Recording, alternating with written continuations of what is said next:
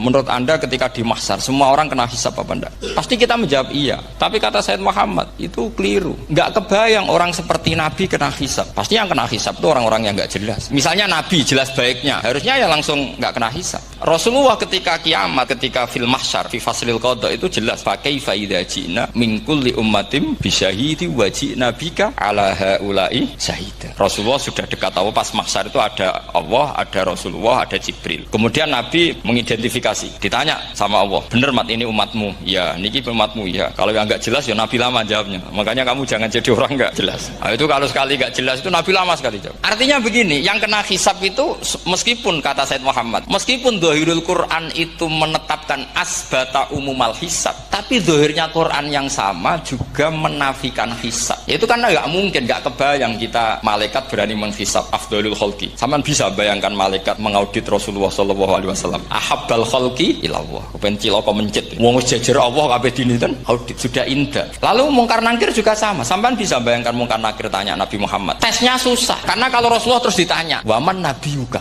Wah, itu kan bisa kiamat ya. Nah, kalau sampean tanya saja, apa buktinya Gus kalau orang tertentu tidak kena hisab? Ya buktinya tadi misalnya innalladzina qalu rabbuna Allahu tsummas taqamu tatanazzalu alaihimul malaikatu alla takhafu wala tahzanu wa absyiru. Mungkar nakir adalah malaikat penakut membawa ketakutan. Sementara para wali ini jelas malaikat kena konstitusi. Malaikat harus mengatakan ke para wali alla takhafu wala tahzanu. Padahal Nabi tentu sayyidul auli. Para wali saja malaikat kena aturan kamu harus bilang alla takhafu wala tahzanu wa absyiru. Hei para wali, kamu jangan susah, jangan gentar, kamu harus gembira. Kamu bisa bayangkan misalnya mungkar nakir bawa godok, kata orang kalau dipukul ajul sak walang-walang. Kemudian kamu bayangkan si Abdul Qadir ngalami itu, Abdul Hasan Asadali ngalami itu, Abu Yazid Al-Bustami. Kalau itu ngalami gitu semua, ngapain kita jadikan mursyid? Kan sama nasibnya dengan kita. Sama orang kafir yang jelas. Sampean bisa bayangkan malaikat ngaudit Fir'aun. Cek kurang penggaweane. Jelas eleke kok di audit. Misalnya Abu Lahab di audit. Oh, malaikatnya celaka mencet. Berarti dia enggak percaya sama pernyataan Tuhan tabat yada Abi Lahab.